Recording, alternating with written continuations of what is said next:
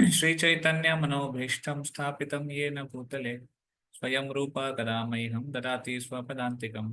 वन्देऽहं श्रीगुरो श्रीयुतापदकमलं श्रीगुरून् वैष्णवांश्च श्रीरूपं साग्रजातां सहगणा रघुनाथान्वितं तं सजीवं साद्वैतं सावधूतं परिजनसहितं कृष्णचैतन्यदेवं श्रीराधा कृष्णपादान् सहगणा ललिता श्रीविशाखान्वितांश्च नमो विष्णुपादाय कृष्णपृष्ठाय भूतले श्रीमते Bhaktivedanta स्वामिनिति नामिने।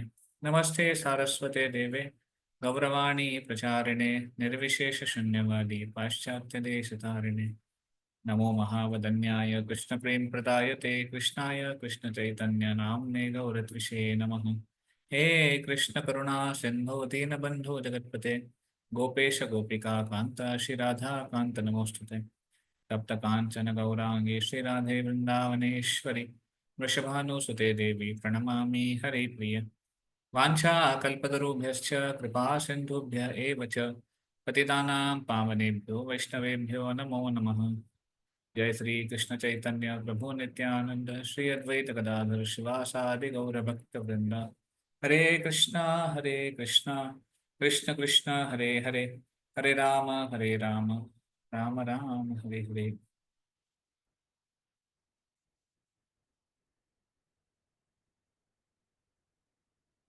Hare Krishna. So Nilesh, I had asked you to take one survey of devotees chanting. Could you take that? Yes गुरु जी, हमने ग्रुप में पोल डाला हुआ है, तो उसमें कुछ डिवोटीज ने रिस्पॉन्स किया हुआ है और बाकी डिवोटीज से हम फॉलो कर रहे हैं। तो जो रिस्पॉन्स कर चुके हैं मैं उनका एक बार बता देता हूँ गुरु जी। मतलब I just want total how many devotees we have, and out of those, uh, how many are chanting 16 rounds, how many are between 8 to 16, how many are between 4 to 8, and how many are below 4. ऐसा कुछ। अच्छा। तो ऐसे may be you can just do it over this session के दौरान, आप थोड़ा एक देख सकते हैं। और अगर किसी यस। का रिस्पांस नहीं मिला तो उनको ही पूछ लीजिए। एक्चुअली प्रेम नामप्रो was asking me this data, तो हमें सेंट्रली भी सबमिट करना होता है। बेसिकली 2 दिन पहले हमारी एक रिव्यू मीटिंग हो रही थी कि हम प्रीचिंग कर रहे हैं और क्लासेस ले रहे हैं, तो how are thing going on. तो रिव्यू मीटिंग में ये था कि कब बैचेस शुरू हुई, कितना समय हो गया है, क्या कोर्स चल रहा है, और डिवोटीज किस लेवल पे है, उनकी प्रैक्टिस कहाँ तक पहुंची है। तो ये सब सर्वे हो रहा था, something like a professional company. But या दिस इज रिक्वायर्ड, क्योंकि उससे एक चीज सामने आती है कि आप कहाँ टाइम इन्वेस्ट कर रहे हैं और आपका क्या आउटकम आ रहा है। So same thing for this online batch also we are having. This is like Bhakti Ashraya batch. तो भक्ति आश्रय ऑनलाइन एंड भक्ति आश्रय ऑफलाइन भी होता है, जो संडे शाम को होता है। तो I was just trying to get data. ठीक है, तो जिन्होंने भी अगर रिप्लाई नहीं किया होगा तो नीरज को आप रिप्लाई कर दीजिएगा। वी वांट सम डेटा कि आप कितने राउंड चैंटिंग हो पा रही है, और कितना आप प्रॉपर बुक रीडिंग कितने समय कर पा रहे हैं दिन में, या फिर कौन कितनी बुक्स हो चुकी हैं आपकी प्रॉपर जी के पढ़ के, और लेक्चर हियरिंग कितना हो पाता है। तो ये एक थोड़ा सर्वे चाहिए। चैंटिंग, रीडिंग, हियरिंग और morning program, like that, these are things, some things.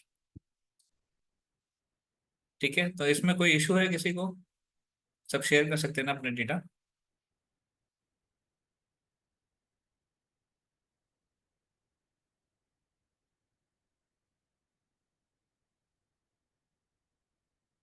And I think sir survey should be conducted every 6 months, so that हमको। हाँ, सॉरी। गुरु जी, आपकी आवाज इको हुई थी वो। मेरी आवाज इको हो रही है? नहीं नहीं, एक एक सेकंड के लिए हुआ था, उस अब सही हो गया है। ओके। मैं कह रहा था ऐसा सर्वे हर 6 महीने में होना चाहिए, ताकि हमें भी पता चले कि हमारा कहाँ हमारा ट्रैक जा रहा है। ओके, तो हम सब ने कल सीता नवमी सेलिब्रेट की। मैं आशा करता हूँ कि आप लोगों ने भी सेलिब्रेट की होगी किसी ना किसी तरीके से। आप में से हो सकता है कुछ लोग मंदिर गए होंगे, या फिर कुछ लोगों ने घर पे ही श्रवणम कीर्तनम किया होगा और भगवान को भोग लगाकर प्रसाद लिया होगा। तो सीता नवमी के बारे में, सीता माता के बारे में मैंने कुछ पढ़ा था और कुछ शेयर भी किया था संडे, जो मैंने एक सेशन किया था उसमें।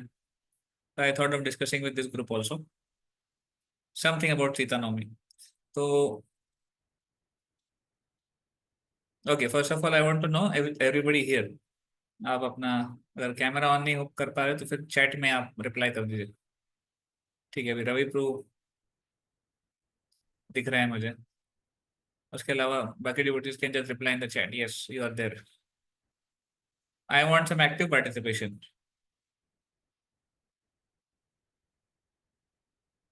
ओके, वंस टू देयर, या माता there. Okay, thank you Sakshi माता जी।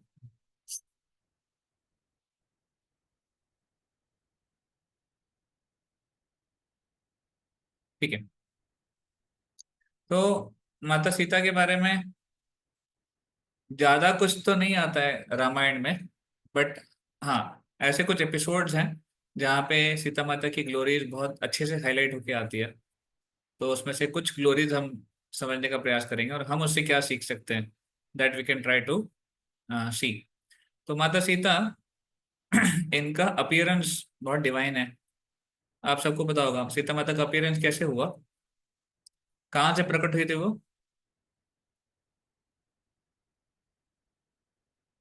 कौन बता सकते हैं सीता माता कहाँ से प्रकट हुए थे? भूमि से। ओके, सिया माता जी कह रहे हैं भूमि से, वेरी गुड। तो भूमि से वो प्रकट हुई थी। कब हुआ था ये? जब उनके पिताजी जनक महाराज, उनका नाम था क्षीरध्वज। जनक ये एक टाइटल है। Janak is like, you can say family name और इट्स अ टाइटल। तो जनक, कई लोगों का नाम जनक होता था उनके उस परिवार में। तो ये भी एक सूर्यवंशी परिवार है। और उसी में निमि महाराज आते हैं। सो निमि महाराज के जो पुत्र थे वो थे जनक। उनसे फिर ये वंशावली नीचे आती है। तो सीता माता के जो पिता थे उनका नाम था क्षीरध्वज, और उनके भाई का नाम था कुशध्वज।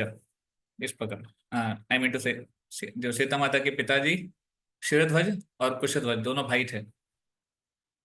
तो क्षीरध्वज जब हवन के लिए, यज्ञ के लिए भूमि तैयार कर रहे थे, तो जब हल चला रहे थे उसमें से जब उसका गड्ढा हुआ, तब वहां पर उनको एक बालिका, बहुत बहुत ही सुंदर, एक स्वर्णिम कांति की बालिका दिखाई पड़ी। और she was none other than mother Sita. तो इस प्रकार उनका प्रकट्य हुआ। और क्षीरध्वज को बहुत इच्छा थी अंदर से, उनको संतान नहीं थी। इनफैक्ट वो जो हवन यज्ञ कर रहे थे वो संतान उत्पत्ति के लिए ही कर रहे थे। तो संतान उत्पत्ति के लिए उस यज्ञ में ही वो प्राप्त हुई। और इस प्रकार वो उनको स्वीकार किए। और इससे उनका नाम पड़ा सीता। सीता का मतलब है जो शीत होता है, हल को एक शीत नाम से जाना जाता है।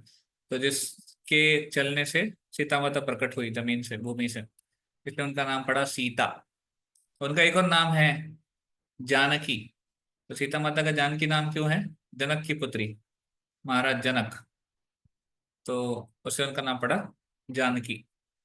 उनका एक और नाम है भूमिजा, क्योंकि भूमि से प्रकट हुई है, भूमि की पुत्री है, भूमि की बेटी है, इसलिए उनका नाम था भूमिजा।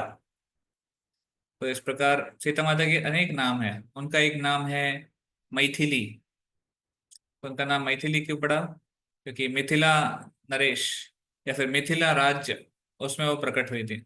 मिथिला राज्य की राजकुमारी थी सीता माता, तो इसलिए उनका नाम था मैथिली। तो और कोई नाम है उनका? हमने देखा सीता, भूमिजा, अ, जानकी और मैथिली। और कोई नाम याद आ रहा है आपको?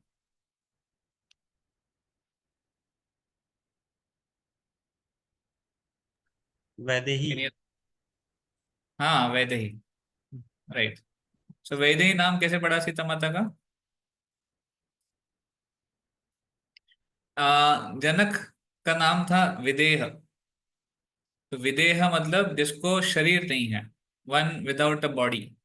तो basically one without a material body. क्योंकि जनक महाराज बहुत ही भगवान के बहुत ही बड़े भक्त थे, बहुत अच्छे भक्त थे। तो इसलिए ऐसे बताया जाता है कि उनकी कोई मटेरियल बॉडी नहीं, वो स्पिरिचुअल बॉडी में रहते हैं, क्योंकि वो इतनी तीव्रता से भक्ति करते थे। इनफैक्ट गीता में भी भगवान जब वर्णन करते हैं कि भक्ति कैसे करनी चाहिए, तो जनक महाराज की तरह ऐसे भगवान गीता में बताते हैं। तो जनक महाराज बड़े भक्त थे। उनका नाम था विदेह, विदेहराज। और उससे सीता माता का नाम पड़ा वैदेही, इस प्रकार। तो ये विदेह पुत्री सीता, इस प्रकार। तो एनीवे, सीता की माता के बहुत सारे नाम हैं। और उनके जन्म से या फिर उनके प्रकट से हमको समझ में आता है कि भगवान और भगवान के कॉन्सोर्ट, भगवान की शक्ति, ये कभी भी साधारण तरीके से नहीं प्रकट होते। ये बहुत दिव्य तरीके से प्रकट होते हैं। आप देख लीजिए किसी के भी केस में, सीता राम, या फिर राधा कृष्ण, या फिर और भी कोई अन्य अवतार में आप देख सकते हैं, जहाँ भी भगवान है और भगवान की शक्ति है, वो साधारण रूप से प्रकट नहीं हुआ है। साधारण उनका जन्म और जो प्रक्रिया है वो साधारण नहीं थी, जैसे हमारे केस में होता है। तो इसीलिए भगवान गीता में बताते हैं ना, जन्म कर्म च मे दिव्यम एवं यो व्यक्ति तत्वतः। जो भगवान के जन्म और कर्म दिव्य है, इस तथ्य को समझ जाता है, वो त्यक्त्वा देहम पुनर्जन्म नैति।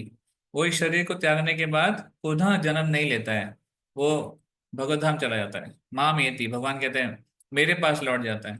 बस इतना समझ जाए कि भगवान के जन्म, भगवान का जन्म और भगवान के कर्म ये दिव्य है। तो जैसे भगवान का जन्म दिव्य है, भगवान की जो अंतरंगा शक्ति है, अंतरंगा शक्ति का मतलब है उन्हीं की, अ, भगवान की दो शक्तियां होती है ना, मैंने आपको कभी एक्सप्लेन किए थे भगवान की शक्तियां। तो एक है अंतरंगा शक्ति, इंटरनल पोटेंसी, और एक है बहिरंगा शक्ति, एक्सटर्नल पोटेंसी। तो भगवान की बहिरंगा शक्ति कौन सी है? ये मटीरियल नेचर, ये भगवान की बहिरंगा शक्ति है। और भगवान की अंतरंगा शक्ति कौन सी है? भगवान की अंतरंगा शक्ति में तीन पार्ट है।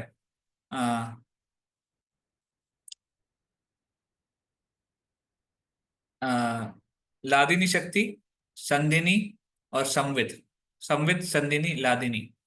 तो भगवान की जो लादिनी शक्ति है, अंतरंग शक्ति वाली, तो वो लादिनी शक्ति इस, जैसे राम के लिए सीता माता है, या फिर कृष्ण के लिए श्रीमती राधा रानी है, इस प्रकार।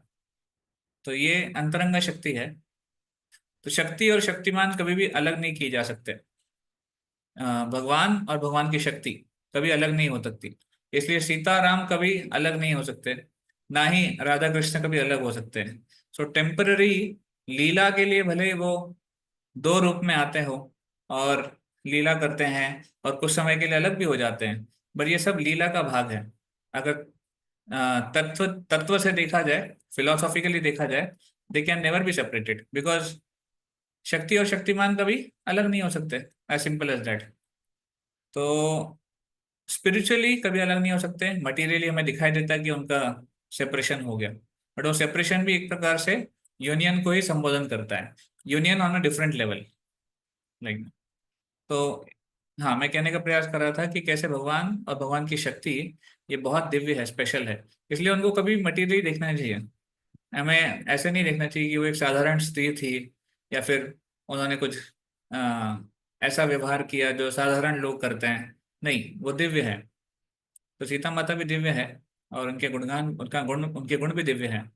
इनफैक्ट शास्त्रों में कुछ चेस्ट लेडीज, कुछ पतिव्रता नारियों का वर्णन होता है। उसमें सीता माता का जरूर वर्णन होता है, क्योंकि उनकी चैस्टिटी बहुत स्पेशल थी। हम देख सकते हैं किस प्रकार सीता माता ने अपने लाइफ में चैस्टिटी दिखाई। जब ऑफ कोर्स आप स्टोरी जानते हैं कि उनका विवाह कैसे हुआ। जब विश्वामित्र मुनि आए, एक्चुअली सीता और राम का विवाह हुआ कारण कि विश्वामित्र मुनि राम को ले गए थे। तो विश्वामित्र मुनि दशरथ महाराज से मांगने आए थे राम को। दशरथ महाराज को शुरुआत में पता नहीं था, उन्होंने बोल दिया ठीक है, जो आपको चाहिए वो ले लिए।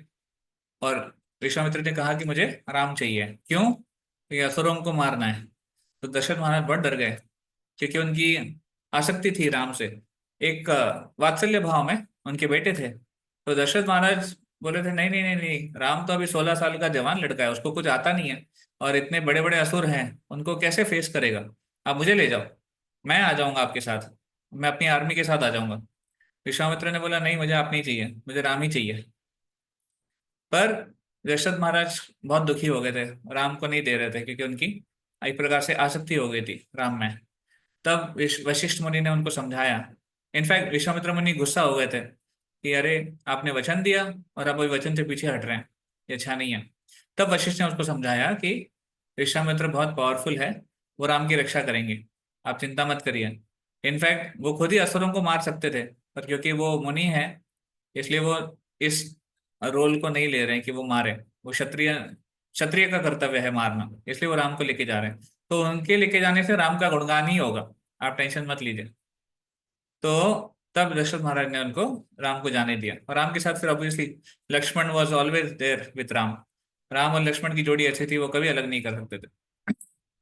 तो जब विश्वामित्र उनको ले गए, रास्ते में उन्होंने उनको शिक्षा दी वन की। वन में क्या क्या होता है, कैसे होता है, कैसे रहना है, क्या खाना है, और यही शिक्षा उनको आगे वनवास में काम आने वाली थी। इस प्रकार, तो एक प्रकार से वो डेस्टिन्ड था कि भगवान को वनवास में जाना पड़ेगा, क्योंकि वो विधि का विधान था, भगवान उसी के लिए प्रकट होते हैं, है ना। भगवान गीता में बताते हैं, क्या है, परित्राणाय साधुनाम विनाशाय च दुष्कृताम धर्म संस्थापनार्थाय संभवामि युगे युगे। धर्म का स्थापना करने के लिए, साधुओं की रक्षा करने के लिए, और असुरों का नाश करने के लिए। तो क्योंकि रावण का आतंक बढ़ गया था, तभी राम का अवतरण एक कारण था, इस प्रकार। तो विश्वामित्र मुनि उनको ले गए वन में, इवेंचुअली असुरों को मारने के बाद उनको आ, जहाँ पे सीता माता का स्वयंवर था, वहां ले गए, मैं मिथिला में।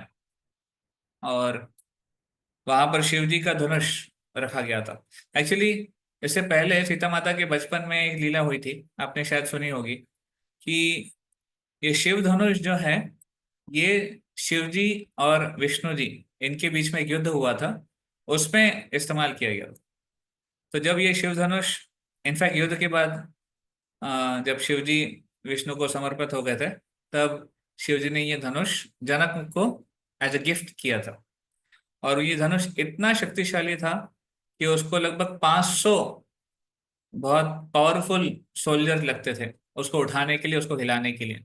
एक साथ 500 लोग लगते थे, तब जाके वो थोड़ा सा मूवमेंट कर पाते थे। वो भी बहुत मुश्किल था उनके लिए, इतना पावरफुल ये था। तो एक बार बचपन में सीता माता अपने फ्रेंड्स के साथ खेल रही थी, अपने सहेलियों के साथ, और शायद कोई फूल था जो पेड़ पे से उनको तोड़ना था, और उस फूल को कैसे निकाला जाए, इसके लिए कुछ लंबी लकड़ी चाहिए। तो सीता माता को ध्यान आया, अरे मैंने एक धनुष देखा है जो कि बहुत लंबा है, जो एक कोर्ट में रखा हुआ है, और मैं उसको लेके आती हूँ। सबको सबको लगा ठीक है, कोई धनुष लेके आ रही होंगी। उन्होंने गए, सीता माता गए, और उस धनुष को एफर्टलेसली अपने लेफ्ट हैंड से उठाया, और उसको लेके आके इस पे आचार्य इस पर वर्णन करते हैं कि जैसे कोई बच्चा मशरूम उठाता है, एक छोटे बच्चे को मशरूम उठाने में कितनी शक्ति लगती है, कुछ नहीं, उस प्रकार सीता माता को वो धनुष उठाने में लग रहा था। तो जैसे वो उस धनुष को उन्होंने उठाकर, जो भी काम था, फूल तोड़ना था, वो तोड़ के वापस अपनी जगह पे रख दिया। और इतने में कुछ सोल्जर्स ने उसको देख लिया। तो जैसे ही वो सैनिकों ने उसको देखा, वो अवाक हो गए, वो शॉक हो गए, उनको जीवन का सबसे बड़ा झटका लगा होगा कि कैसे हो सकता है ये इतनी सी बच्ची इस धनुष को अपने हाथ से उठा रही, जो कि 500 तगड़े लोगों के द्वारा उठता है। तो जब ये जनक महाराज को न्यूज गई, तब जनक महाराज ने बहुत सोच विचार किया कि ये सच है, इसका मतलब सीता कोई दिव्य है, मतलब दिव्य पर्सनालिटी है, she is a very potent personality, she is not normal. तो इसलिए उनके विवाह के लिए भी वही कंडीशन रखी गई, जो शिव धनुष को उठाएगा या फिर उसको प्रत्यंचा चढ़ाएगा, वो उनसे विवाह कर पाएगा, क्योंकि फिर इक्वल हो गए ना। नहीं तो अगर मान लीजिए हस्बैंड जो है उनका, अगर वो वीक होता, और ऑलरेडी पता है कि सीता कितनी स्ट्रांग है, तो मिसमैच हो जाता। जब जनक महाराज ने कंडीशन रखी, कई लोग आते थे उसको उठाने का प्रयास करते थे। एक बार रावण भी आके ट्राई कर चुका था, रावण से भी वो नहीं उठा था। इतना शक्तिशाली रावण, वो भी उस धनुष को नहीं उठा पाया। जब राम आए, राम सुकुमार थे, कोमल उनका शरीर था, तो किसी को नहीं लगा था कि ये राम ऐसे कर पाएगा। विश्वामित्र ने आ, राम का गुणगान किया और राम से कहा कि राम, आप इसको उठाइए। तो देखते ही देखते राम ने भी उसको बहुत एफर्टलेसली उठाया, और जब उसको प्रत्यंग से चढ़ा रहे थे तभी उसकी वो टूट गया। तो जब वो टूटा, ऐसे वर्णन आता है रामायण में कि इतने जोर से उसकी आवाज हुई, तीनों लोकों में उसकी आवाज, उस टंकार की आवाज हुई थी कि शिव धनुष टूटा है। और केवल कुछ लोग छोड़कर, जैसे राम, लक्ष्मण, विश्वामित्र, जनक महाराज, सीता माता, और कुछ ऐसे जैसे जनक के जो गुरु थे वो, इनको छोड़कर बाकी सब लोग बेहोश हो गए थे। सबकी सुध बुध चली गई थी। क्या हुआ, वो आवाज इतनी तीव्र थी। पर फाइनली ये डिसाइड हुआ कि सीता का विवाह राम से होगा। राम ने कहा कि नहीं, अभी मैं विवाह नहीं कर सकता, मैंने केवल गुरु की आज्ञा पे धनुष उठाने को बोला गया था, विवाह करने को नहीं बोला था। विवाह के लिए मेरे पिताजी की परमिशन चाहिए। तो तुरंत जनक महाराज ने उसको वहां पर दशरथ महाराज के पास मैसेज भिजवाया, जो जो हुआ है। और दशरथ महाराज बहुत खुशी खुशी वहां आए थे, जानते थे जनक महाराज को। तो तब सीता माता ने देखा कि राम के गुण क्या है, और मनोमन सीता माता ने राम को बहुत अप्रिशिएट किया कि इसमें सेल्फ रिस्ट्रेंट है, सेल्फ कंट्रोल। ऐसा नहीं कि अरे मुझे सीता मिल गई तो चलो एंजॉय करते हैं, भले ही परमिशन तो मिल ही जाएगी बड़ों की, उसमें क्या है। राम ने वहां पर एक धैर्य दिखाया, सेल्फ कंट्रोल। तो सीता माता उनको बहुत अप्रिशिएट करती है, मन के मन।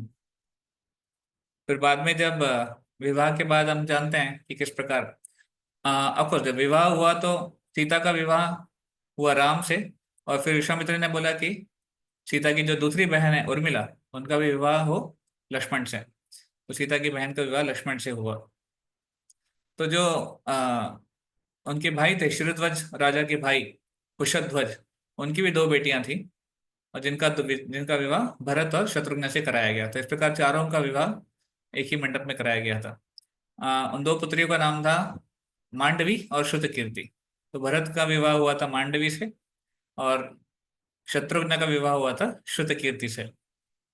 तो इस प्रकार ये चारों भाई जो कि विष्णु के अंश हैं, ये चारों, राम, लक्ष्मण, भरत और शत्रुघ्न, ये भगवान के चतुर्व्यूह में आते हैं। वसुदेव, संकर्षण, प्रद्युम्न और अनिरुद्ध, ये चारों के अंशावतार हैं।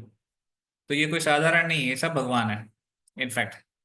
तो इन चारों की जो कुछ पत्नियां हैं, ये भी साक्षात उनकी शक्तियां हैं। तो ये साधारण नहीं है। तो जब वापस विवाह होके गए, हम जानते हैं कुछ दिनों बाद फिर मंथरा, एक्चुअली देखा गया कि जब विवाह हुआ तो सब कुछ बहुत अच्छे से चल रहा था। ऐसा लग रहा था कि ये इसी प्रकार सब लोग हंसी खुशी रहेंगे, क्योंकि अयोध्या में कभी इस प्रकार का किसी प्रकार का क्लेश नहीं था, किसी प्रकार का कंपैरिजन नहीं था, कोई दुश्मन नहीं था जो अयोध्या के सामने टिक पाए, कुछ नहीं था संकट। तो जब बाहर से संकट ना हो तो देखा जाता है कि अंदर से संकट आता है। तो देवताओं को बड़ी चिंता हो गई थी कि अभी अगर कोई संकट ही नहीं है, राम वनवास जाएंगे क्यों? और राम वनवास नहीं जाएंगे तो रावण मरेगा कैसे? रावण का वध करना है ना। तो फिर थोड़ा सा मंत्रा की बुद्धि भ्रष्ट करनी पड़ी। मंत्रा के माध्यम से फिर कैकेयी की बुद्धि भ्रष्ट हुई, और उसके माध्यम से उन्होंने वो जो दो वरदान मांगे गए, भरत को राजा बनाइए और राम को 14 साल का वनवास। तो जब राम को वनवास जाना डिसाइड हुआ, तब राम सीता के पास गए थे बताने के लिए। और वहां पर वर्णन आता है कि सीता माता ने एक बहुत ही एस्टोनिशिंग, मतलब बहुत ही आश्चर्यचकित होकर वो सोच रही थी कि राम बताने क्यों आए। ऑब्वियस है कि अगर राम जा रहे तो मैं भी उनके साथ जाऊंगी। पर राम ने कभी ये सोचा नहीं था, Ram was little shocked. Ram ने कहा कि अरे, आप महलों में रहे हो और आपने कभी वन का जीवन नहीं देखा है, इतने डिस्कम्फर्ट्स होते हैं, इतनी मुश्किलें होती है, वहां पर जानवर होते हैं, खाने पीने का कोई सुविधा नहीं होता है, कैसे रहेंगे आप इतने विकट परिस्थिति में? सीता ने बोला वो मुझे कुछ नहीं पता, आपकी सेवा जहां भी मुझे मिलेगी मैं वहीं रहूंगी। मेरे जीवन का लक्ष्य है आपकी सेवा करना, आपके साथ रहना।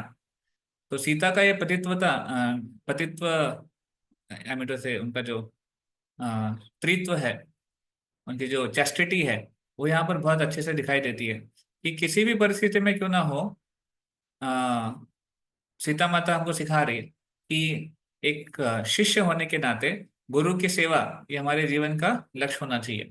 किसी भी परिस्थिति में क्यों ना, भले उसके लिए पर्सनल डिस्कम्फर्ट्स क्यों ना झेलना पड़े। तो एक शिष्य को ये नहीं देखना चाहिए कि मेरे जीवन में कितनी मुश्किलें आ रही हैं गुरु की सेवा करने में, नहीं। वो ये देखता है कि गुरु की सेवा की अपॉर्चुनिटी कहाँ है। अगर अपॉर्चुनिटी मिल रही है तो मुझे सेवा हमेशा तत्पर रहना चाहिए। तो जब राम ने उनको डिस्करेज किया, सीता माता बहुत गुस्सा हो गए थे। इनफैक्ट वो एक बार गुस्से में राम को बोल दिए कि आप मुझे नहीं लेके जाना चाहते क्योंकि आप, हो सकता है कि आ, आपको लगता है कि मैं रक्षा नहीं कर पाएंगे। तो राम थोड़े से समझ गए कि सीता मानने नहीं वाली है, तो फाइनली राम ने बोल दिया ठीक है, आप चलिए। तो सीता माता बहुत प्रसन्न हो गई कि मुझे राम के साथ रहने का अवसर मिलेगा। और लक्ष्मण वॉज एवर रेडी। अगर राम जा रहे तो लक्ष्मण कैसे पीछे रहेंगे। राम ने बोला आप जा रहे, मैं जा रहा हूँ, कोई क्वेश्चन ही नहीं उठता। तो फिर सीता राम लक्ष्मण ये तीनों वन जाने के लिए तैयार हुए। तब सीता माता इतनी इनोसेंट थी, उन्होंने कभी वन देखा नहीं था, और वन के वस्त्र कैसे होते हैं, कैसे पहना जाता है, उनको बिल्कुल नहीं पता था। तो जब राम और लक्ष्मण ने वन के वस्त्र पहन लिए थे, सीता ने नहीं पहन पाए थे क्योंकि उनको पता ही नहीं ये जो ट्री बार्क है या फिर जो कपड़े हैं जो वन में पहने जाते हैं वो कैसे पहना चाहिए। तो राजवेश उतार कर वो पहनना वो नहीं हो पा रहा था। और तब सभी के आंखों में आंसू थे वहां पे राजमहल में। सभी लोग एक प्रकार से कैकेयी को कोस रहे थे कि देखो कैकेयी के कारण ये दिन आज देखना पड़ रहा है कि राम और लक्ष्मण इस प्रकार के वेश में है और सीता को भी ये वेश धारण करना पड़ता है। तो कैकेयी वहां पर आगे आती है और बहुत ही कठोर हृदय का प्रदर्शन करती है। वो सीता को पहनाती है वो कपड़े, और फिर सीता को भेजती है। तो खैर सीता उसको स्वीकार कर लेती है, और फिर वो आगे बढ़ते हैं वन के लिए। तो वन में भी हम देखते हैं सीता माता की चेस्टिटी, कि हमेशा उन्होंने राम की सेवा को इम्पोर्टेंस दिया। जहां पर भी सीता माता के चरण जहां पर भी राम के चरण पड़ेंगे, वहां पे सीता माता ने अपने पैर कभी नहीं रखे। और जहां भी सीताराम के पैर पड़ेंगे, चरण पड़ेंगे, वहां पे लक्ष्मण ने अपने पैर नहीं रखे। तो इस प्रकार वन में सभी के जो चरण चिन्ह थे वो डिस्टिंक्टली पहचाने जा सकते थे, राम सीता और लक्ष्मण। इसलिए आप देखते हैं कभी कभी आप चित्रकूट जाएंगे या फिर कुछ स्थानों पे जाएंगे, वहां पे चरण पहाड़ी है, चरण चिन्ह है। क्यों है? क्योंकि वो जो दिव्य चरण है उसके निशान आज भी वहां पर उपस्थित है, उसके ऊपर किसने पैर नहीं रखा। तो खैर सीता माता ने हमेशा राम की सेवा, राम की जो भी राम की खुशी किस में है उसको प्राधान्यता दी। जब उनका जब उनका अपहरण भी हुआ, एक वर्णन आता है कि उनका जब अपहरण हुआ तो रावण ने उनको बहुत बहुत बुरी तरह टॉर्चर किया। इनफैक्ट रावण को कई जगह से श्राप मिले हुए थे, इसलिए वो सीता को फोर्स नहीं कर पा रहा था। रावण सीता को बहुत टॉर्चर करता था कि अब तुम सरेंडर कर दो मुझे, 1 साल का समय देता हूँ कि तुम सरेंडर कर दो। तो 10 महीने तक ऑफकोर्स सीता माता को बहुत टॉर्चर सहन करना पड़ा था। उसके बाद राम आए थे। तो ये जो टॉर्चर था 10 महीने का, ये बहुत अनबियरेबल था कि आप अपने पति से दूर हैं और असुर के स्थान में रह रहे हैं जहाँ पर हमेशा टॉर्चर हो रहा है, दिन रात टॉर्चर हो रहा है। और वहां पर जो साथ में जो असुर स्त्रियां थी वो भी सीता को टॉर्चर करती थी। तो इट वॉज वेरी अनबियरेबल। तो कई बार उन्होंने सोचा कि ऐसे जीने से अच्छा है प्राण त्याग दे, बट नहीं, राम की सेवा है, राम को क्या लगेगा, ये सोचकर उन्होंने हमेशा अपने प्राण अपने पास, मतलब प्राण नहीं त्यागे कभी उन्होंने। इनफैक्ट वो जब भी रावण आता था उनको धमकाने के लिए और उनको टॉर्चर करने के लिए, वो हमेशा रावण को राम से तुलना करती थी।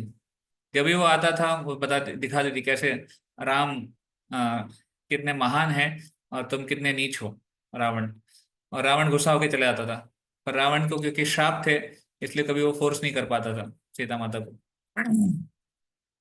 तो ये वहां पे जो एंड्योरेंस जो सीता माता ने वहां पर सहन किया राम की सेवा के लिए, वो भी एक बहुत इम्पोर्टेंट है हमारे हमें सीखने के लिए, कि भगवान की सेवा के लिए अगर बहुत सारी तकलीफें भी सहन करनी पड़े तो भी एक एक भक्त, एक शिष्य उसको एक्सेप्ट करता है, क्योंकि वो भगवान की सेवा के लिए है। उससे कुछ तो दिव्य, कुछ तो एक अच्छा आउटकम सामने आएगा। सोचिए अगर सीता माता वहां पे सरेंडर कर देती, वो तो संभव ही नहीं था, या फिर सीता माता अगर आ, कुछ और करती। इनफैक्ट जब हनुमान आए थे, एक लीला मुझे याद आ रही है। जब हनुमान जी सीता की खोज करते वहां पहुंचे, तो सीता से जब उनकी ऑफ कोर्स पहचान हो गई, उन्होंने वो अंगूठी पहचान के रूप में दी थी राम ने। तो पहचान होने के बाद हनुमान जी सीता को कहते हैं कि अब चलिए मेरे साथ, मैं आपको यहाँ से लेके जाता हूँ, अब मेरे कंधे पे बैठ के चलिए। तो सीता माता कहती नहीं, मैं एक पतिव्रता स्त्री हूँ और राम के अलावा किसी पुरुष का स्पर्श नहीं करूंगी। हालांकि तुम मेरे पुत्र के समान हो, पर फिर भी मैं तुम्हारा स्पर्श नहीं कर सकती। इस प्रकार की चैस्टिटी, अपने प्राणों की रक्षा से भी बड़ी उनकी चैस्टिटी थी, उनकी पतिव्रता थी। तो जब हनुमान ने कहा कि मैं आपकी रक्षा करूंगा, मैं आपको लेके चलता हूँ, सीता ने कहा कि एक्चुअली रावण को और पूरी लंका को नष्ट करने के लिए मैं ही काफी हूँ। सीता माता के पास इतनी शक्ति थी, इतना तेज था कि वो रावण का और पूरी लंका का संहार कर सकती थी, पर वो क्रेडिट राम को देना चाहती थी। राम आए, उनकी रक्षा करे और राम क्रेडिट ले। लंका विजय करने का जो एक गौरव है वो राम को प्राप्त हो, इसलिए उन्होंने जो मुश्किलें, जो कष्ट, वो पूरा सहन किया इस प्रकार। तो हमेशा उनका ये था कि राम को कैसे क्रेडिट मिले, राम की कैसे सेवा हो, राम का कैसे गुणगान हो, हमेशा उनकी चेतना में वही था। इनफैक्ट वो राम का स्मरण कर करके अपने आप को सेफ महसूस करती थी, अपने आप को सांत्वना देते रहती थी। जो पेड़ थे वहां पर, उसमें से एक फूल राम का प्रतिनिधित्व करता था और एक फूल लक्ष्मण का। तो वो हमेशा इन दोनों फूल के बीच में बैठती थी कि ये राम है और ये लक्ष्मण है और मैं उनके बीच में सुरक्षित हूँ। इस प्रकार स्मरण से ही वो भगवान के आशीर्वाद का अनुभव करती थी ऐसे। तो यहाँ पर उनकी चैस्टिटी, उनकी पतिव्रता जो थी, वो दिखाई देती है। उनकी फियरलेसनेस, जो बिना किसी भय के वो वहां पर दुश्मनों के अड्डे में रह रही थी, वहां से दिखाई देती है कि वो कंप्लीटली फियरलेस, उनको किसी प्रकार का भय नहीं था कि क्या होगा मेरे साथ और ये लोग मुझे मार डालेंगे वगैरह वगैरह। वो कभी भय नहीं लगा उनको। तो ये कुछ चीजें हम देख सकते हैं। तो सबसे मुख्य एक चीज जो मैं मुझे लगा कि राम सीता माता के जीवन से हम सीख सकते हैं, वो है कि अपने जो अ, प्रिय वस्तुएं हैं उसका त्याग करना सेवा के लिए, या फिर एक उच्च हेतु के लिए कुछ जो आसक्तियां हैं, कुछ जो हमें प्रिय है उसका त्याग करना। एक्चुअली ये devotion, pure devotion service is very special. शुद्ध भक्ति जो है बहुत स्पेशल है, वो इतनी आसान नहीं है। तो शुद्ध भक्ति का पैरामीटर क्या है? व्यक्ति हमेशा जिसकी भक्ति कर रहा है, भगवान की जो भक्ति कर रहा है, उनकी प्रसन्नता के लिए कार्य करता है। अपनी प्रसन्नता उसको नहीं दिखती। जैसे शिक्षाष्टकम में लास्ट श्लोक में हम पढ़ते हैं, चैतन्य महाप्रभु कहते हैं ना, शून्य मत सर्वस्व, वो क्या है लास्ट श्लोक का, क्या है शिक्षाष्टकम का?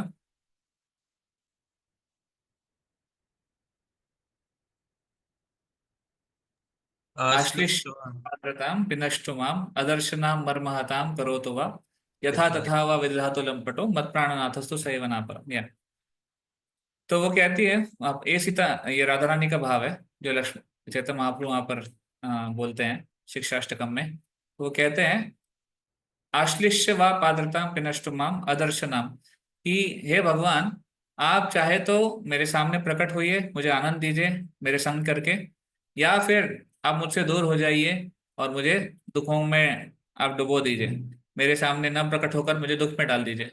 यथा तथा व विदधातु लंपटो, आप किसी प्रकार का भी आप मुझसे बर्ताव कीजिए, चाहे मेरे संग में रहिए, मुझसे दूर जाइए, या फिर आप मेरे साथ जैसे व्यवहार करना है करिए। मत प्राणनाथस्तु सएव ना परः, आप हमेशा हमेशा के लिए मेरे प्राणनाथ रहेंगे और कोई नहीं रहेगा।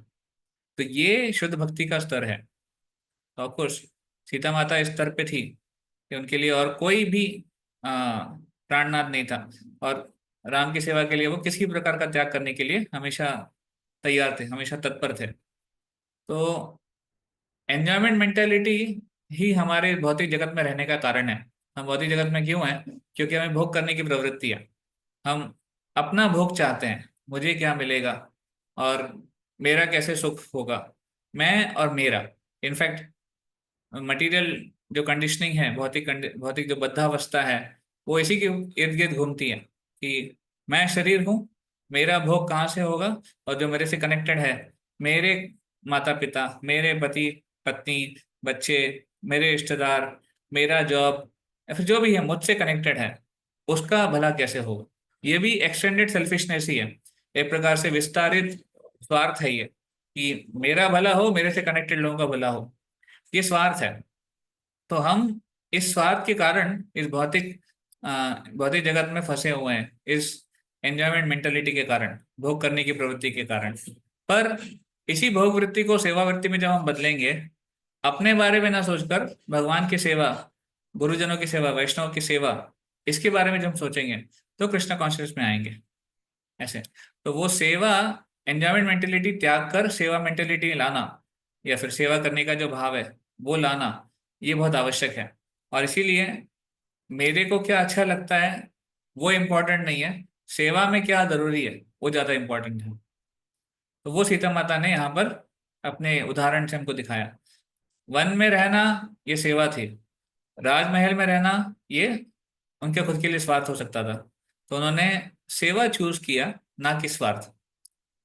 तो इतना बड़ा त्याग उन्होंने किया, और उसके बाद उनका इतना इतना सहन भी करना पड़ा उनको उसके लिए। पर फिर भी उन्होंने कभी किसी चीज के बारे में कंप्लेंट नहीं की, किसी भी चीज के बारे में कोई ग्रज नहीं रखा कि मेरे साथ ऐसा क्यों हुआ, मेरे साथ ऐसा भगवान ने क्यों किया। भगवान उनके हस्बैंड ही थे, पर फिर भी उन्होंने कभी ऐसे ग्रज नहीं रखा। तो हमें हमेशा सोचना चाहिए कि हम क्या त्याग कर रहे हैं सेवा के लिए, क्योंकि बिना त्याग के सेवा नहीं हो पाती, कुछ ना कुछ तो त्याग करना पड़ता है। इनफैक्ट त्याग मतलब एंजॉयमेंट मेंटेलिटी का त्याग, अपने भौतिक सुख का त्याग, जिसमें भी मुझे भौतिक आनंद प्राप्त हो रहा है उसका त्याग। क्या मैं सेवा के लिए कर पा रहा हूँ, कर पा रही हूँ, ये हमें चेक करना है। सीता माता ने सब कुछ त्याग दिया, क्या हम त्यागने को तैयार हैं? या फिर हमने आज तक क्या त्यागा है भगवान की सेवा के लिए? ये क्वेश्चन हम पूछ सकते हैं अपने आप को। तभी हम थोड़ा बहुत आ, भक्ति में आगे बढ़ने के लिए तैयार होंगे, क्योंकि त्याग आवश्यक है। सैक्रिफाइस, सैक्रिफाइस से आ, मतलब त्याग से एक प्रकार से आ, भक्ति में बढ़ोतरी होती है। You can say one advances in Krishna consciousness due to sacrifice. और कुछ ये त्याग भी सही दिशा में होना चाहिए, ऐसा नहीं कि त्याग मतलब कुछ भी त्यागना है। सही, आई मीन टू से, ये त्याग भी एक प्रकार से गुरु और साधु शास्त्र इनके निर्देश में होना चाहिए। तो सीता माता से हम यहाँ पर ये त्याग का एक भाव सीख सकते हैं। She gave up her comforts, उन्होंने अपने कंफर्ट्स को त्यागा, अपनी इच्छाओं को त्यागा, जो भी उनको सुख सुविधाएं थी उसको त्यागा, और एक तपस्या का जीवन धारण किया। तो हमारे जीवन में भी तपस्या है। भक्तों के लिए तपस्या क्या है? माला करना, ये बहुत बड़ी तपस्या है। कलयुग में प्रभुपाद जी बोलते थे to chant Hare Krishna and to follow four principles. चार नियम का पालन करना, मांसाहार नहीं करना है, जुआ नहीं खेलना है, नशा नहीं करना है, और पर स्त्री या पर पुरुष का संग नहीं करना है। ये चार चीजें का पालन करना बहुत बड़ी तपस्या है कलयुग में। और जब करना, क्योंकि इतना आसान नहीं है, ये माया के खिलाफ आंदोलन खड़ा करना हो जाता है।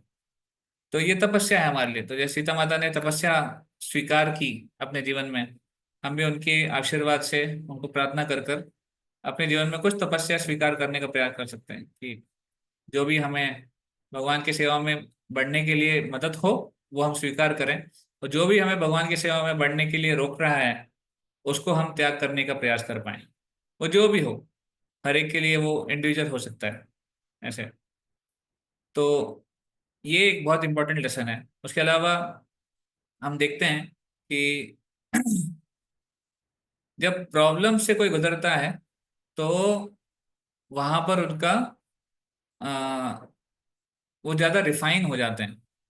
आई मीन दूसरे जैसे सीता माता का अपहरण हुआ, इतनी समस्याओं से वो गए, पर बाद में जब आ, भगवान ने उनको वापस लाया, ऑफकोर्स जब वो अग्नि परीक्षा, वो भी एक बहुत बड़ा आ, एक परीक्षा थी उनके लिए। तो उसके बाद हम देख सकते हैं कि कैसे उनका गुणगान हुआ, कि अग्नि परीक्षा भी वो उनकी चैस्टिटी को दिखाती है, वो कितनी पतिव्रता थी उसको दर्शाती है। तो प्रॉब्लम से जाने के बाद व्यक्ति ज्यादा रिफाइन हो जाता है। तो उस तरह भक्त में भी है, भक्तिमय जीवन में भी समस्याओं से गुजरने के बाद भक्ति में बढ़ोतरी हो सकती है, और बहुत ज्यादा रिफाइनमेंट आती है, एक प्रकार से भगवान के ऊपर डिपेंडेंस बढ़ जाती है हमारी। तो फॉर एग्जाम्पल श्रीमद् भागवत में ऐसे बहुत सारे उदाहरण हैं, जो भक्त लोग समस्या में गए और समस्या से उसके बाद फिर भगवान ने उनको आशीर्वाद दिया, फिर भगवान उनकी रक्षा करने के लिए आए। तो परीक्षित महाराज एक बहुत बड़ा उदाहरण है। परीक्षित महाराज ये दुनिया के राजा थे, और अचानक से उनको उनको शाप मिल जाता है।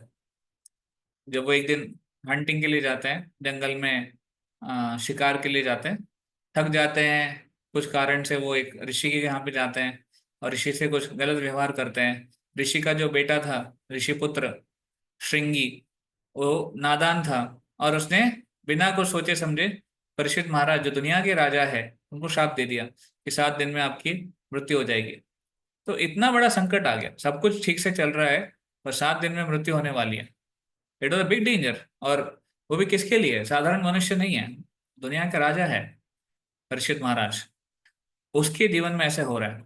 वो भी कौन? परीक्षित महाराज, जिसने भगवान को अपने गर्भ में ही पहले ही देख चुके थे, जन्म से पहले ही वो भगवान का दर्शन कर चुके थे अपने गर्भ में, और जो कि पांडवों के पोते थे। तो वो साधारण व्यक्ति भी नहीं थे, फिर भी उनके जीवन में इतना बड़ा संकट आया। तो कभी कभी चैलेंजेस कितने आ सकते हैं, क्या आ सकते हैं, कोई उसके भरोसा नहीं है। हमें लगता है कि आध्यात्मिक जीवन में चैलेंजेस नहीं आने चाहिए, दुख नहीं आने चाहिए, ऐसा नहीं है। भागवतम में आप देखेंगे बड़े बड़े भक्तों के जीवन में बहुत बड़े बड़े संघर्ष आए। तो भगवान दुख और संघर्ष देते हैं, और उसके साथ लड़ने की शक्ति भी देते हैं। भक्ति, भगवान उनको अपना आश्रय प्रदान करते हैं, जिससे वो उस संकट से, उस संघर्ष से पार हो सकते हैं। तो परीक्षित महाराज के केस में जब ये संघर्ष आया, संकट आया, तो उन्होंने ये नहीं सोचा कि अभी मुझे जाके वापस वाइंड अप करना है, सब कुछ 7 दिन में सब कुछ खत्म करना है, नहीं। इंस्टेंट वाइंड अप, तुरंत वो वापस अपने राज्य लौटे ही नहीं। उन्होंने दूत के द्वारा मैसेज भिजवा दिया कि मैं जा रहा हूँ, वैराग्य ले रहा हूँ, क्योंकि 7 दिन थे, उनको समय बचाना था, मतलब समय वेस्ट नहीं करना था। तो वहीं से वो फिर गंगा जी के तट पर गए, वहां पर ऋषि मुनि से मिले, और उस परिस्थिति में भी उन्होंने क्या प्रश्न पूछा उनसे, कि एक जीवात्मा है, उसकी ड्यूटी क्या है, उसको जीवन में क्या करना चाहिए। और से दूसरा प्रश्न पूछा, स्पेशली जिसकी मृत्यु होने वाली है, उसकी क्या ड्यूटी है। तो ये देखिए, ये प्रश्न पूछना अपने आप में बहुत बड़ी बात है, कि 7 दिन बाकी हैं, फिर भी उसकी चेतना कितनी रिफाइंड है, कि वो भला क्या है, या फिर उसका कर्तव्य क्या है, उसके बारे में सोच रहे हैं। और अभी मरने वाले हैं, तो एक मृत्यु के कगार पे जो व्यक्ति है, उसका क्या कर्तव्य है वो सोच रहे हैं, लाइक दैट। तो ये है कृष्ण कॉन्शियसनेस, ये हम भागवतम से सीख सकते हैं। तो जब हम भागवतम को अपने जीवन में उतारते हैं, उसको उसको उसको श्रवण करते हैं, उसका पठन करते हैं, उसको अपने जीवन में उतारने का प्रयास करते हैं, तो इस प्रकार हम प्रैक्टिकल सिचुएशंस में भी उसको देख सकते हैं कि कैसे वो अप्लाई करते हैं। जो सिचुएशन उनके जीवन में आई, हमारे जीवन में तो उतनी तीव्रता कभी नहीं आ सकती, ऐसा कभी नहीं हो सकता। तो हम एटलीस्ट, अगर हम हमारे जीवन में जो समस्याएं हैं, उसी को अगर हम भागवतम के एंगल से देखने का प्रयास करें, तो भी हमारा धन्य हो जाएगा, हम धन्य हो जाएंगे, हमारा भला हो जाएगा, ऐसे। तो इसीलिए माता सीता के जीवन में जो संघर्ष आया, उससे भी हम देख सकते हैं कि कैसे उन्होंने हमेशा राम की सेवा कभी नहीं छोड़ी, और अपना कर्तव्य कभी नहीं छोड़ा, और वो संघर्ष में आगे बढ़े। इनफैक्ट उन्होंने कभी कभी कंप्लेंट भी नहीं किया। लास्ट में अंतिम में हम जब देखते हैं रामायण में, कि राम ने उनका एक प्रकार से बाहरी दृष्टिकोण से देखा है तो त्याग कर दिया, उनको भेज दिया वाल्मीकि मुनि के आश्रम में, अपने कानपुर में ही बिठूर, वहां पर वाल्मीकि मुनि का आश्रम है, वहां पर सीता माता रही थी, जब राम ने एक प्रकार से उनको बैनिश किया था, आई मीन टू से उनको कहा था कि आप वहीं रहिए। तो ये बहुत ही बड़ा आघात था उनके ऊपर। ऐसा नहीं कि उनको दुख नहीं हुआ। जब आप वो प्रसंग पढ़ेंगे रामायण में, बहुत ही मार्मिक प्रसंग है, बहुत ही उसमें हृदय स्पर्शी है। लक्ष्मण कभी नहीं चाहते थे इस काम को करना, कि वो जाए और सीता माता को ऐसी न्यूज दे और सीता माता को छोड़ के आए। लक्ष्मण बोले राम को, मुझे मार डालो पर ये काम मत दो। पर ऑफकोर्स राम चाहते थे कि वो सेवा करे, क्योंकि लक्ष्मण नहीं कर सकते थे। तो लक्ष्मण अपने दिल पे पत्थर रखे हुए राम की सेवा के लिए उन्होंने किया। सीता माता को वन में ले गए। उनकी इच्छा थी वन में जाने की, पर वो लक्ष्मण उनको उसी बहाने ले गए और उनको कहा कि आपको अभी यहीं रहना है।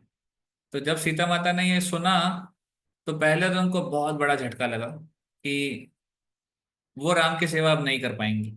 ये उनका झटका था। उनका झटका नहीं था कि राम ने मुझे त्याग दिया। उनका ये था कि राम की अब वो सेवा डायरेक्ट प्रत्यक्ष रूप से नहीं कर पाएंगी। पर फाइनली जब उन्होंने अपने आप को संभाला, और ऑफ कोर्स वहां पे वर्णन आता है कि वो काफी तीव्रता से क्रंदन भी किया उन्होंने बाद में। पर जब उन्होंने लक्ष्मण के सामने जब ये परिस्थिति जब उन्होंने दिखाई कि लक्ष्मण ने जब उनसे कहा बेसिकली कि आपको अब यही रहना है, सीता माता ने उसको स्वीकार किया। उनका कहना था कि अगर मेरे जीवन का लक्ष्य है राम की सेवा करना, अगर राम चाहते हैं कि मैं इस प्रकार उनकी सेवा करूं, उनसे दूर रहकर, और उनकी विरह में उनकी सेवा करूं, तो मैं उसको स्वीकार करती हूँ। तो सीता माता ने उसको भी स्वीकार किया, क्योंकि राम की इच्छा थी। और वो इतना कॉन्फिडेंट थे कि राम कभी गलत नहीं कर सकते हैं। राम मेरे स्वामी हैं, ऑफकोर्स उनके पति थे और भगवान स्वयं हैं। तो उनको पूरी तरह उनके ऊपर आश्रय था कि राम कभी गलत नहीं कर सकते। अगर उनका ये निर्णय निर्णय भी है, तो भी वो किसी न किसी कारण से है। तो उन्होंने उसको भी स्वीकार किया। सीता माता ने कभी कोई कंप्लेंट नहीं की किसी को भी, ना लक्ष्मण को, ना वाल्मीकि मुनि को, ना किसी को, कि देखो किस प्रकार राम ने मेरे साथ बिहेव किया। कभी नहीं।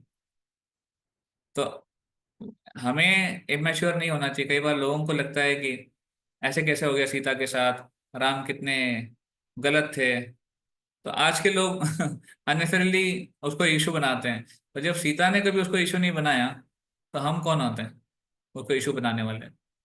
तो हम नहीं समझ सकते कि वो क्या था। एक प्रकार से वो भी विरह का भाव था, और वो विरह में प्रेम एक्सचेंज करने का प्रयास था इनफैक्ट।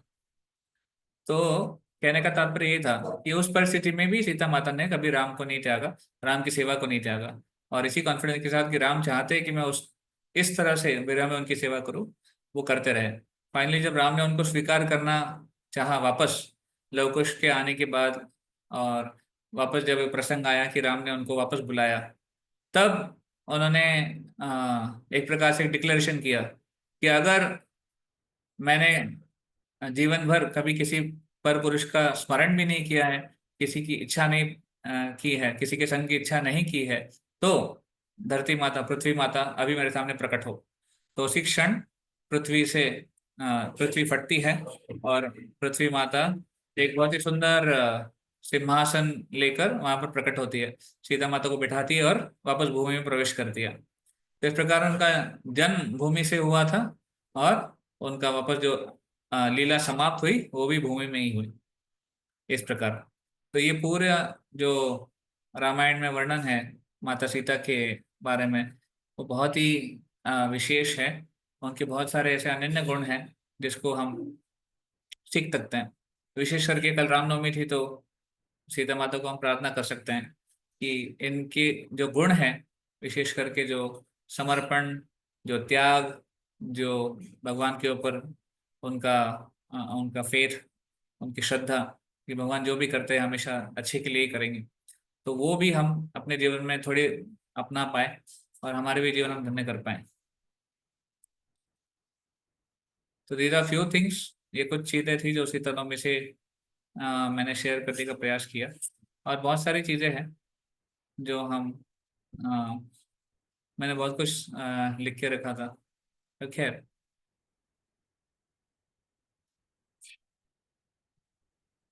ओके। कोई कमेंट है किसी का, या फिर कोई प्रश्न है?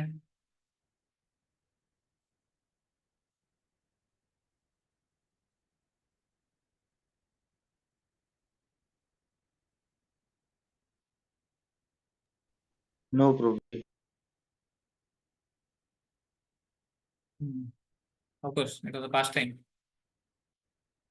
But I think many things can be learned, and ऐसे हर भगवान के अवतरण से, भगवान के विशेष भक्तों से बहुत कुछ सीख सकते हैं। तो आने वाले रविवार को भी हम नरसिंह चतुर्दशी मनाने वाले हैं। उसमें भी बहुत ही स्पेशल भक्त के बारे में सुनने को मिलता है, प्रहलाद महाराज। तो कैसे प्रहलाद महाराज ने भक्ति की, इतने कम आयु में उन्होंने भक्ति की, कितने दृढ़ता के साथ, और कैसे उनकी रक्षा करने के लिए और पूरे विश्व को, मतलब पूरे आने वाले समय में सबको दिखाने के लिए कि भगवान कैसे भक्त वत्सल है, भक्त रक्षक है, उसके लिए नरसिंहदेव प्रकट हुए।